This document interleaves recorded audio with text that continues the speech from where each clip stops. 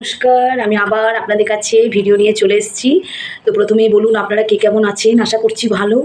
আর আবার আরেকটা কথা আমি বলে রাখি, সেটা হচ্ছে ভীষণ আবার সাবধানে আমাদেরকে থাকতে হবে। সেটা হচ্ছে আবার আমাদের কিন্তু করোনা চলে এসছে। মানে ও যাবার নয়, আর হয়তো যাবে কিনা ভবিষ্যতে জানি না।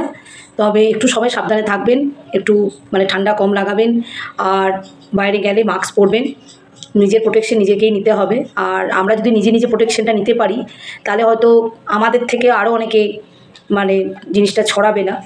সেই কারণে আমাদেরকে কিন্তু খুব সাবধানে থাকতে হবে, এবং যাতে স্প্রেড না করে জিনিসটা, সেটাও কিন্তু আমাদেরকে খেয়াল রাখতে হবে, যাতে অন্যদের থেকেও যেন আমাদেরকে মানে করোনা না আসতে পারে, বা আমাদের থেকে যেন অন্যদের কাছে না যেতে পারে, সেগুলো কিন্তু আমাদেরকে মাথায় রাখতে হবে। তো যাই হোক, আপনারা সবাই সাবধানে থাকবেন। আমি মূল টপিকে ফিরে আসছি এখন, সেটা হচ্ছে বৃদ্ধাশ্রম।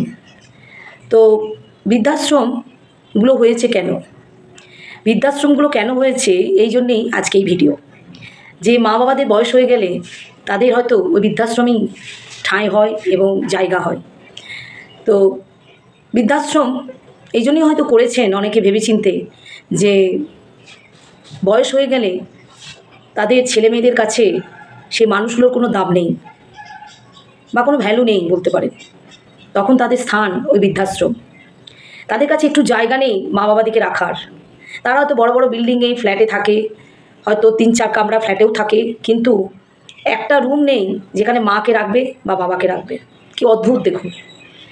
যারা মানুষ করলো, যারা এই পৃথিবীতে নিয়ে এলো আমাদেরকে, তাদের নাকি থাকার জায়গা নেই আমাদের বাড়িতে। কি অদ্ভুত! সবার জায়গা আছে, আসবার পর মানে ফার্নিচার রাখার জায়গা আছে, এবং দেয়ালে ফটো টাঙাবার জায়গা আছে, খাট বিছনা রাখার জায়গা আছে, কিন্তু মা বাবার থাকার জায়গা নেই। কি অদ্ভুত না? পার্টি করার জায়গা আছে, মানে পুল করার জায়গা আছে, গার্ডেন করার জায়গা আছে, কিন্তু মা বাবার থাকার জায়গা নেই। তার জায়গা সে বৃদ্ধাশ্রম। বৃদ্ধাশ্রমগুলো কেন হয়েছে? আজকে আমাদের বাড়িতে মা বাবাদের জায়গা নেই বলেই তো বৃদ্ধাশ্রমগুলো হয়েছে। আর বৃদ্ধাশ্রমে কত কত বয়স্ক মানুষরা আজকে তারা একা হয়ে গেছে, তাদের ছেলে মেয়ে থাকতেও নাতি নাতনি নিয়ে তারা থাকবে কোথায়? না, তাদের এখন জায়গা হয়েছে বর্তমান, সেটা হচ্ছে বৃদ্ধাশ্রম। মারাও বলছে, যারা যে মা ছোটোর থেকে মানুষ করলো, জন্ম দিল, পৃথিবীতে নিয়ে এলো, মায়ের কী ভূমিকা সেটা সবাই আপনারা জানেন। প্রত্যেক মা একটা ছেলের জন্য বা মেয়ের জন্য কী কী করে, তার ঋণ কোনোদিনই শোধ করা সম্ভব নয়, কারো পক্ষেই নয় মা বাবার ঋণ শোধ করা। তো সেই মা বাবাকেই আমরা কি করছি না, বৃদ্ধাশ্রমে দিয়ে আসছি। কেন দিয়ে আসছি?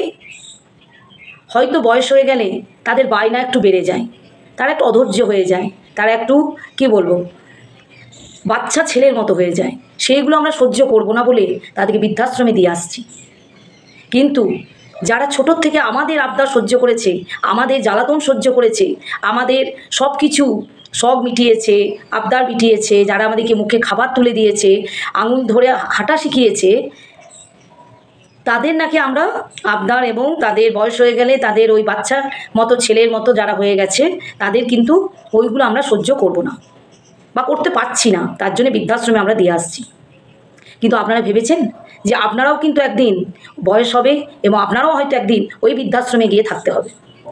কারণ আপনাদের জেনারেশনে যারা ছেলেমেয়েরা আপনাদের কাছ থেকে যেগুলো শিখছে, না আপনি কি ভাবছেন যে আপনার ছেলেমেয়েরাও কিন্তু আপনাকে ওই বৃদ্ধাশ্রমেই দিয়ে আসবে?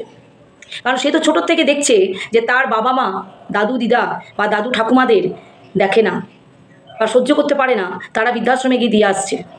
তা তারা কি শিখছে? তারা শিখছে যে আমরাও কিন্তু আমাদের মা বাবাকে ওই বৃদ্ধাশ্রমেই দিয়ে আসবো। তাহলে জিনিসটা কি দাঁড়াচ্ছে না, আপনার কর্মফল আপনাকে এমন জায়গাতেই নিয়ে যাবে। একটু সহ্য করে নিলে, বা একটু যদি আপনারা ওদিকে ভালোবাসেন, স্নেহ দেন বাচ্চা ছেলের মতো, তাহলে হয়তো আপনাদের সাথে তারাও থাকতে পারবে। আপনাদেরই তো মেম্বার, আপনাদেরই তো মা, আপনাদেরই বাবা, তাহলে সে কেন জায়গা পাবে না? আপনাদের রুমে কেন তার জায়গা হবে না? কেন তার ঘরে জায়গা হবে না?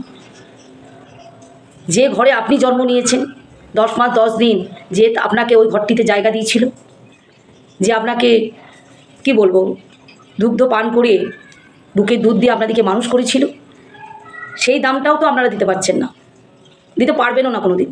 কারণ আপনারা যারা বৃদ্ধাশ্রমে দিয়ে আসছেন, তাদেরকে একটু বলবো যে একটু ভেবে দেখবেন, যে আপনাদের জায়গাটাও কি ওই জায়গার কাছেই যেতে হবে? কেন মা বাবাদের থাকার জায়গা হচ্ছে না? একটা বইয়ের গল্প আমি আপনাদের কাছে করছি, অগ্রদানী বই, সেটা নিশ্চয় আপনারাও জানেন। সৌমিত্র চট্টোপাধ্যায় উনি ছিলেন। তো ভীষণ কষ্টের বই, আমি অনেকবার দেখেছি বইটা, 2-3 বার আমি দেখেছি। তো সেই বইটাতে সৌমিত্র চট্টোপাধ্যায় একটু অশিক্ষিত ছিলেন, মানে অরিজিনাল বলছি না, মানে পাঠে দেখাচ্ছে যে বইটাতে উনি রয়েছেন। তো ছেলেকে কলকাতায় একটা ভালো কলেজে পড়াচ্ছেন প্রচুর কষ্ট করে, এবং নিজের সাধ্যের বাইরেও সে কিন্তু পড়াচ্ছে আমার ছেলে কি না লেখাপড়া শিখবে। তো সৌমিত্র চট্টোপাধ্যায় একদিন নাড়ু নিয়ে মুড়ি খই নিয়ে ছেলেকে দেখা করতে গেছে। তো ছেলে বন্ধু, তারই বন্ধু জিজ্ঞাসা করছে এ কে? তখন ছেলে তাকে বলছে, বন্ধুটিকে বলছে সার্ভেন্ট। তো সৌমিত্র সার্ভেন্ট মানে জানে না যে চাকর। ও খুব খুশি হলো শুনে, বাবা আমাকে সার্ভেন্ট বলেছে। তারপর রীতিমতো বাড়ি আসে। এরপর কিছু গ্রামের লোক ওর সাথে বসে হুঁকোতে টান দিয়ে বলছে, জানিস আমার ছেলে আমাকে কি বলেছে বন্ধুর কাছে? না কি বলেছে? না বলেছে এ সার্ভেন্ট। তো তারই মধ্যে একটু আধটু যারা লেখাপড়া শিখেছে সে বলছে, আরে বোকা গাধা, সার্ভেন্ট মানে চাকর, তোকে বাড়ির চাকর বলেছে, বাবা পরিচয়টা দেয়নি। তার মানে বুঝতে পারছেন যে সে বাবার পরিচয়টাও দিতে পারলো না বন্ধুদের কাছে, না তার প্রেস্টিজটা নষ্ট হয়ে যাবে। কি না সে গ্রাম থেকে এসেছে, অত্যন্ত গরিব, সে নাকি কলেজে পড়ে, সে নাকি লেখাপড়া শেখে। তো লেখাপড়া শেখে, কলেজে পড়ে, কেউ ডাক্তার, কেউ ইঞ্জিনিয়ার, তাদের মা বাবারা বৃদ্ধাশ্রমে থাকে। একটা ছেলেকে কত কষ্ট করে মারা মানুষ করে, কত স্বপ্ন চোখে নিয়ে যে আমার ছেলে ডাক্তার হবে, আমার ছেলে ইঞ্জিনিয়ার হবে, কিন্তু সে জানে না তার বয়স হয়ে গেলে তার ছেলে ওই বৃদ্ধাশ্রমে দিয়ে আসবে।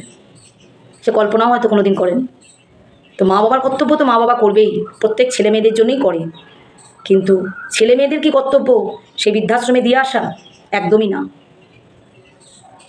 তাই মা বাবার মুখ চেয়ে মা বাবাদিকে একটু ভালোবাসুন, একটু ভক্তি করুন। আর ঈশ্বরকে সেবা করা আর মা বাবাকে সেবা করা একই। আজকে এটুকুই। সকলে ভালো থাকবেন, সুস্থ থাকবেন। আমি আবার পরের ভিডিও নিয়ে আপনাদের কাছে ফিরে আসছি। টাটা।